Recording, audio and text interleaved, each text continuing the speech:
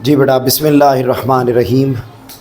ہم نے آپ کو اپنے پچھلے لیکچر میں پیپر پیٹرن بتایا تھا کہ آپ کو بورڈ میں پیپر کس طریقے سے آئے گا اسلامیات کا نئی کتاب کے مطابق۔ اب آج کے لیکچر میں ہم پہلا چیپٹر شروع کر رہے ہیں، اور پہلے چیپٹر اور پہلے ٹاپک میں بیٹا جو بات کی گئی ہے وہ کیا ہے؟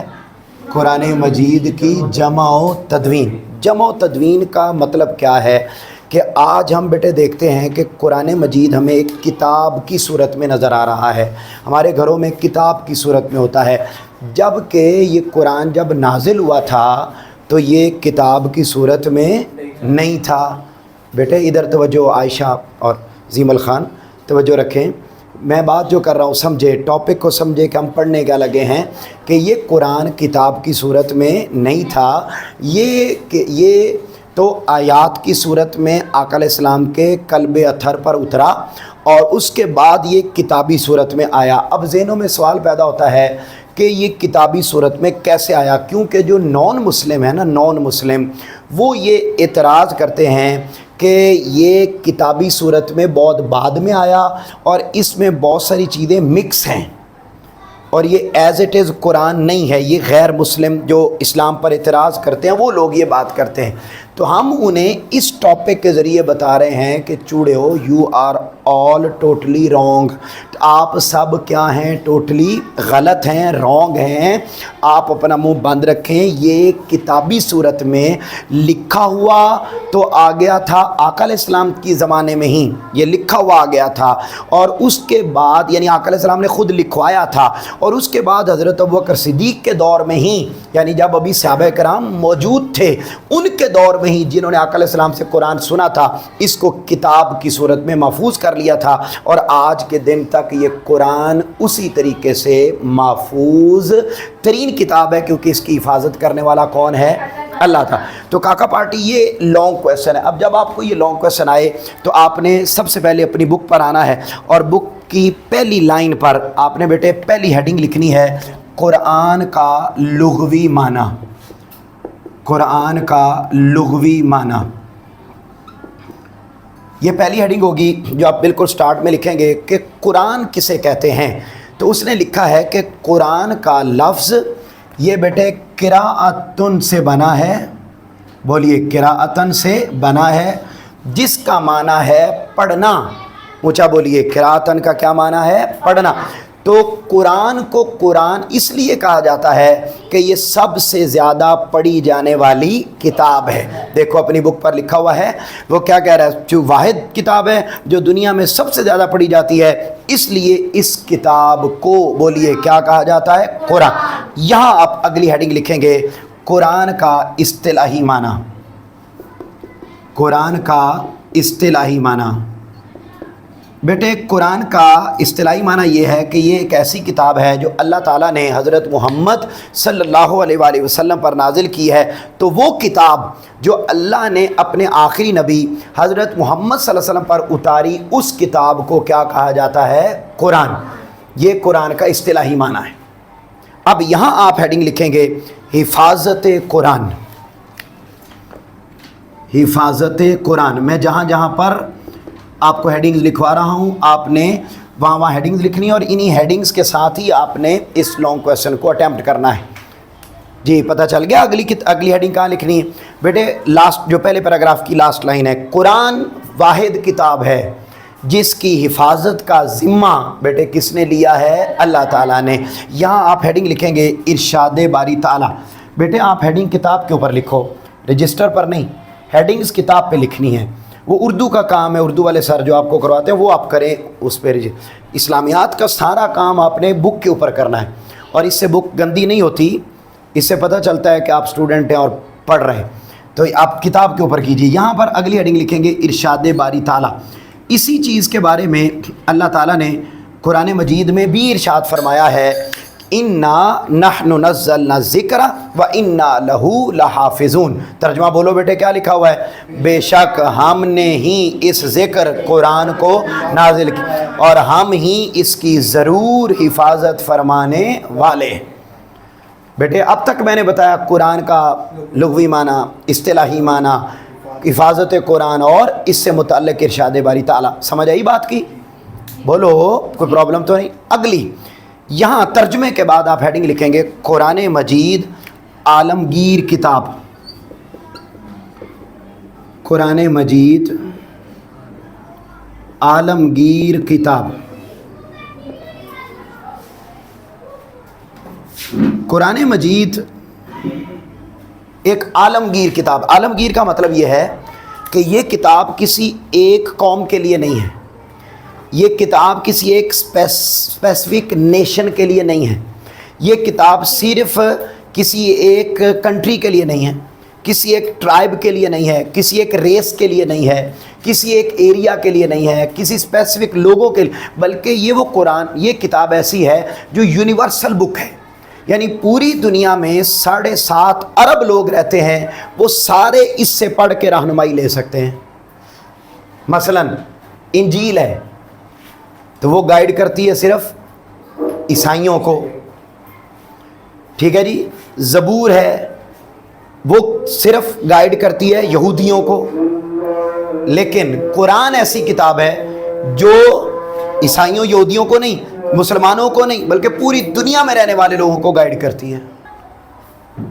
तो आलमगीर का ये मतलब है कि ये किसी स्पेसिफिक कौम के लिए नहीं है, ये पूरी दुनिया के लोगों के लिए किताब है। ये मतलब ये बेटे आपकी बुक वाले ने भी ये लिखा कि कुरान मजीद आखिरी और आलमगीर किताब है। जिस तरह नबी करीम अल्लाह के आखिरी नबी और आपकी रिसालत तमाम जहानों के लिए है, उसी तरीके से ये किताब भी अंडरलाइन कर बेटे तमाम बनी नौ इंसान के लिए रुश्द व हिदायत का ज़रिया। ये MCQs है, अंडरलाइन कर लें। इसी तरीके से कुरान मजीद किसी ख़ास कौम वक्त के लिए नहीं आया, बल्कि ये क़यामत तक रहनुमाई करने के लिए आया। अब हम आ जाते हैं, ये तो बेटे इब्तदाई मालूमात थी कुरान मजीद के मुतालिक, और अब बात शुरू हो रही है जमा व तदवीन कुरान की, कि ये किताब किस तरीके से लिखी गई और फिर किस तरीके से ये किताबी सूरत में आई। जमा व तदवीन कुरान। अब मेरा पुत्र अगली बात, ये आपने एक बात समझ ली, जमा व तदवीन कुरान से पहले कुरान मजीद का तारुफ आपने मुख्तसरन देख लिया। अब बेटे अगली बात ज़रा गौर से सुनिएगा, जमा व कुरान मजीद को जमा किस तरीके से किया गया। सबसे पहला दौर, ये जो मेन हेडिंग लिखी हुई है ना, इसमें बेटे आपने सब हेडिंग के तौर पर, सब हेडिंग कहते हैं जो मेन हेडिंग के नीचे आती है, तो मेन हेडिंग तो ये हो गई जमा व तदवीन कुरान। उसके बाद जो पहली लाइन लिखी हुई है उसके ऊपर आपने लिखना है तदवीन कुरान अहद रिसालत में। ये सब हेडिंग बनेगी, तदवीन कुरान अहद रिसालत में। अहद का मतलब होता है दौर। आका अलैहिस्सलाम के दौर में कुरान मजीद को किस तरह जमा किया गया। तो बेटे पहले मुझे सुनो, आका अलैहिस्सलाम के ज़माने में कुरान मजीद किताब की सूरत में तो नहीं था, लेकिन पता कैसे महफूज था, ये ऊँट की हड्डी उसके ऊपर लिखा हुआ था, फिर दरख्तों की जो टहनियाँ होती हैं, खजूर के पत्ते, उनके ऊपर लिखा हुआ था, पत्थरों पे लिखा हुआ था, चमड़े पर लिखा हुआ था, लेकिन ये सारा लिखा हुआ पड़ा हुआ एक जगह पे था। खजूर के पत्ते सिंपल उसके ऊपर लिखा हुआ था। तो अब पता है ना, खजूर के पत्ते बड़े बड़े होते हैं, तो उनके ऊपर लिखा हुआ था। उस ज़माने में कागज़ तो नहीं था, तो ये इस तरीके से आका अलैहिस्सलाम के ज़माने में मौजूद था। जैसा कि यहाँ देखो लिखा हुआ है कि नबी करीम सल्लल्लाहु अलैहि वसल्लम की हयात तय्यबा ही में अक्सर सहाबा कराम ने, अच्छा बल्कि ये तो इब्तदाई बात हो गई ना। अब तदवीन कुरान अहद रिसालत में यह आपने लिख लिया, और इसमें क्या लिखा हुआ है, अक्सर सहाबा कराम को कुरान मजीद ज़बानी याद था। नबी करीम सल्लल्लाहु अलैहि वसल्लम कुरान मजीद के नज़ूल के फ़ौरन बाद कुरानी आयात को लिखवाने का ख़ुसूसी एहतमाम किया। यहाँ हेडिंग लिखो, कुरान का लिखा होना। अगली हेडिंग,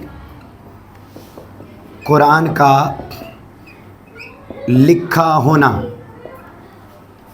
कुरान मजीद बेटे लिखा हुआ भी था। कैसे लिखा हुआ था, ये देखो जो मैंने आपको बताया। क्या लिखा हुआ था, अहद रिसालत में कुरान मजीद पत्थर की सिलों, ऊंचा बोले मेरे साथ, पत्थर की सिलों, चमड़े के चमड़े, फिर बेटे पत्थर की सिलों का मतलब है पत्थर की प्लेटें, ठीक है, पत्थर के टुकड़े, उनके ऊपर लिखा हुआ था। अच्छा, फिर चमड़े पर फिर कहाँ लिखा हुआ था? खजूर की छाल और ऊंट के शाने की हड्डी पर लिखा हुआ था। ख़ास एहतमाम के साथ ही आका अलैहिस्सलाम के ज़माने में लिखा हुआ था। अब यहाँ आपने बेटे 2 इजाफी हेडिंग्स लिखनी है। अगली हेडिंग की तरफ जाने से पहले यहाँ इजाफी हेडिंग लिखनी है, वो उसमें आपने ऐड भी खुद करना है और लिखना भी खुद। मसलन वो इजाफी हेडिंग आप क्या लिखेंगे? लिखेंगे कुरान मजीद हिफ्ज़ होना, ये इजाफी हेडिंग है। अगली हेडिंग पर जाने से पहले इसको नोट कर लें किताब के ऊपर ही। कुरान आका अलैहिस्सलाम के ज़माने में किसकी? बेटे यहाँ तक आपने पढ़ लिया ना, ये जो लिखा हुआ अगला लिखा हुआ ना, कुरान मजीद को सरकारी सरपरस्ती में जमा करने, ये लिखा हुआ है ना, ये अगला पैराग्राफ है। अगला पैराग्राफ शुरू करने से पहले आपने इजाफी हेडिंग्स, इस लाइन की हेडिंग और होगी, लेकिन उससे पहले आपने अपने पास से खुद लिखना है। वो आप इधर लिख लें, यहाँ नोट कर लें, और याद रहे कि यहाँ हमने उसको पहले लिखना है। स्टिकी नोट्स ले लें, सबसे बेहतरीन तरीका। इजाफी पॉइंट में जो लिखवाऊँ वो स्टिकी नोट्स के ऊपर लिखें, ठीक है? और इस तरतीब के साथ, इन हेडिंग्स के साथ जब एंड तक हम पहुँचेंगे तो कंप्लीट एक लॉन्ग क्वेश्चन हो चुका होगा। समझ आ रही है मेरी बात आपके? नहीं? जिमल खान क्लियर? अवैस, अब ये कुरान, अब आपने बताना है कि आका अलैहिस्सलाम के ज़माने में कुरान मजीद इस तरह भी हिफ्ज़, इस तरह भी महफूज था कि बहुत सारे सहाबा और सहाबियात को कुरान ज़ुबानी याद था। ये इसका टेक्स्ट है। क्या टेक्स्ट है? सहाबा और सहाबियात को, सहाबा और सहाबियात को ज़ुबानी याद था।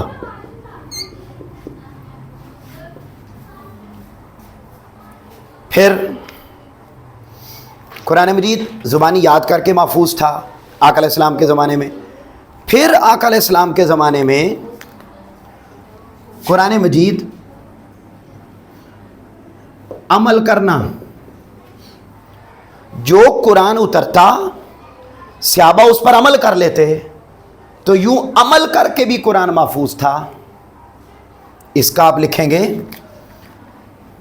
अमल करके भी कुरान महफूज था। फिर उसके बाद अगला, कुरान महफूज था। फिर बेटे आखिरी पॉइंट है कातिबीन वही।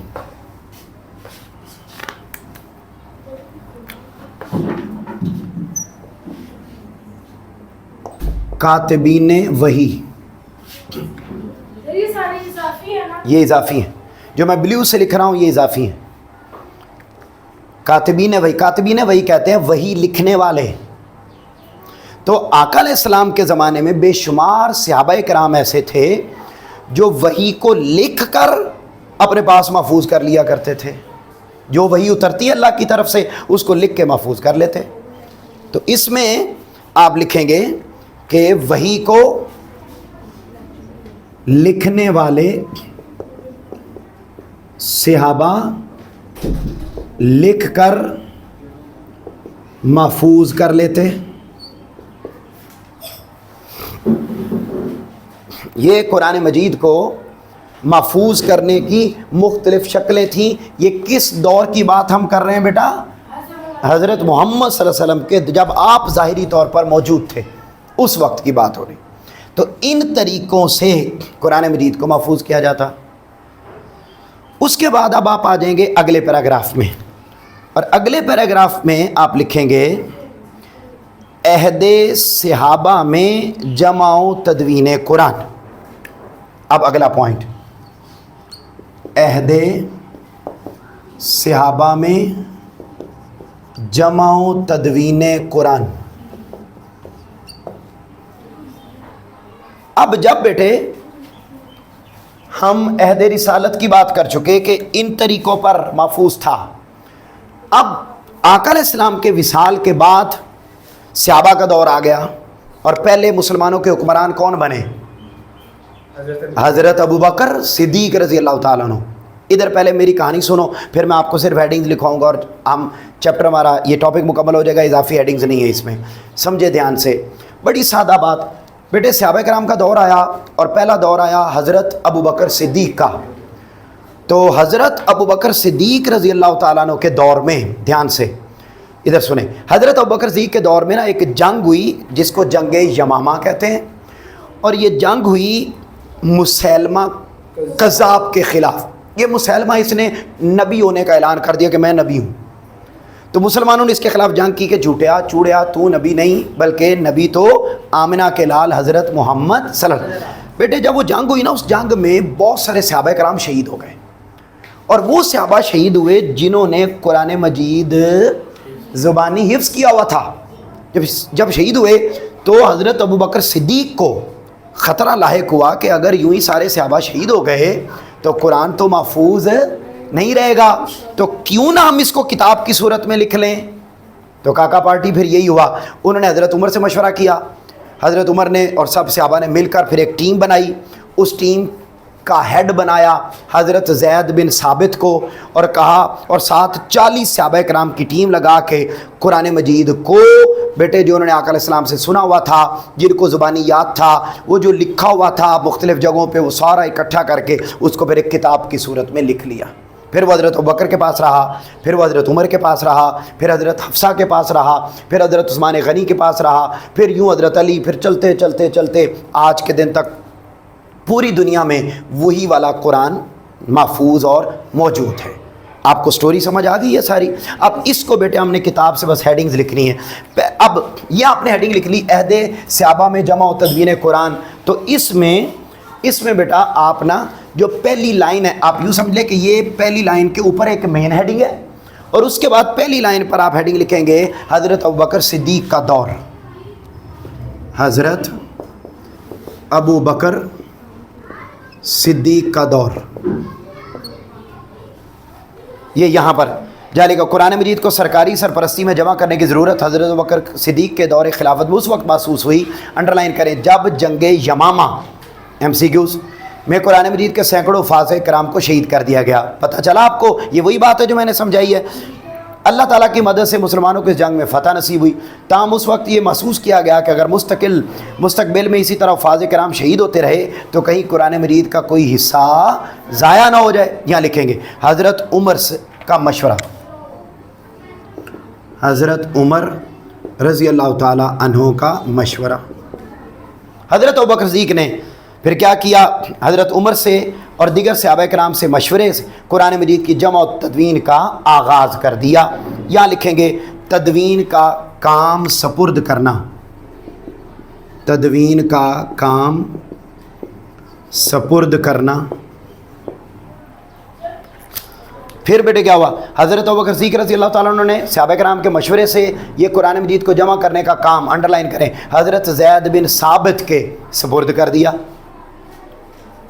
پھر یہاں لکھیں گے حضرت زید بن ثابت کا کردار. حضرت زید بن ثابت کا کردار.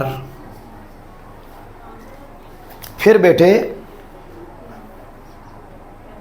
حضرت زید بن ثابت رضی اللہ تعالیٰ عنہ بیٹا یہ آقا علیہ السلام کے زمانے میں بھی وہی لکھا کرتے تھے اور بڑے پکے حافظ تھے.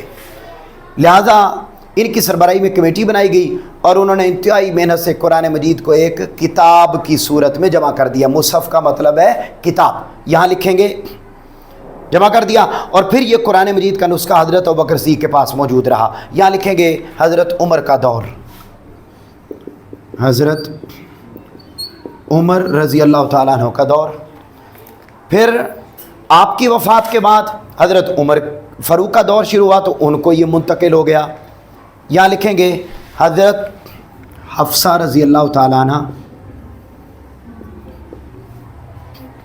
پھر بیٹا حضرت عمر کی شہادت کے بعد ام المومنین حضرت حفصہ کی تحویل میں آ گیا. یہی نسخہ حضرت حفصہ کے پاس آ گیا. یہاں لکھیں گے حضرت عثمان غنی کا دور.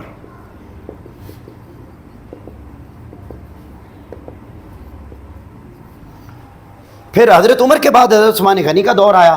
تو بیٹے ادھر دیکھو میری طرف. حضرت عثمان غنی کے دور میں نا قرآن مجید مطلب جو وہ جو لکھا ہوا تھا وہ بہت سارے علاقوں میں لوگوں نے اس کو اپنے اپنے انداز میں پڑھنا شروع کر دیا. حضرت عثمان غنی کو پتہ چلا کہ وہ تو اعراب کی غلطی کر رہے ہیں اور پڑھنے میں غلطیاں کر رہے ہیں اور لفظوں کو اپنے اپنے لہجے میں پڑھتے ہیں اور اپنے اپنے ایکسنٹ میں پڑھتے ہیں. تو کیا کیا حضرت عثمان غنی نے؟ ان لوگوں کے پاس پورے علاقوں میں جو قرآن تھے انہوں نے اپنی سمجھ کے مطابق لکھے ہوئے تھے وہ سارے منگوا کے جلا دیے. اور وہ قرآن جو حضرت زید بن ثابت کی سربراہی میں بنا تھا، جو حضرت ابوبکر کے پاس رہا، حضرت عمر کے پاس رہا، حضرت حفصہ کے پاس رہا، جو قرآن ان کے پاس آ چکا تھا اس کی پھر مزید انہوں نے کاپیز کروائیں. کاپیز کروا کے پورے اسلامی ملکوں میں وہ قرآن بھجوا دیا اور آج کے دن تک یہ وہی قرآن ہے جسے ہم پڑھتے ہیں. تو یوں قرآن مجید کتاب کی صورت میں جمع ہو. بتاؤ آپ کو سمجھ آئی ہے یہ بات کی؟ ٹاپک کلیئر ہے؟ کوئی پرابلم تو نہیں ہے؟ کاکے ہو یہ ایک لانگ کویشچن ہے. جب آپ کو آئے کہ جمع و تدوین قرآن پر نوٹ لکھیں تو آپ نے یہ سارا لکھنا ہے.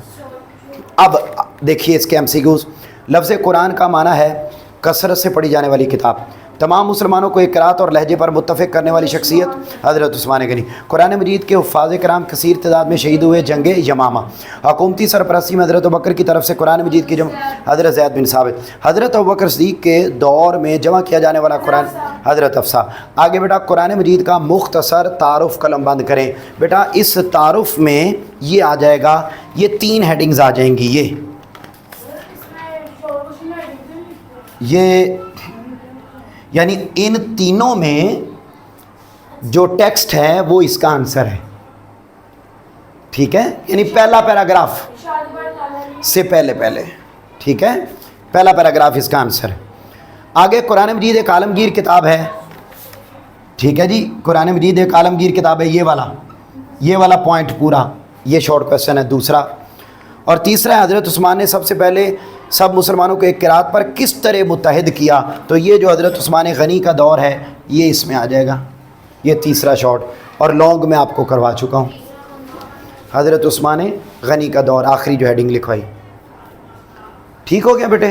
کل آپ کو یہ ٹاپک کمپلیٹ یاد ہونا چاہیے. مجھے امید ہے کہ آپ کو صحیح طریقے سے سمجھ آ گیا ہوگا. کوئی پرابلم نہیں ہے، اس کو یاد کر کے آنا ہے. جی ہاں اس میں زبر زیر نہیں تھی نا؟ پہلے زبر زیر نہیں تھی، یہ بعد میں حجاج بن یوسف کے دور میں زبر زیر لگی. جی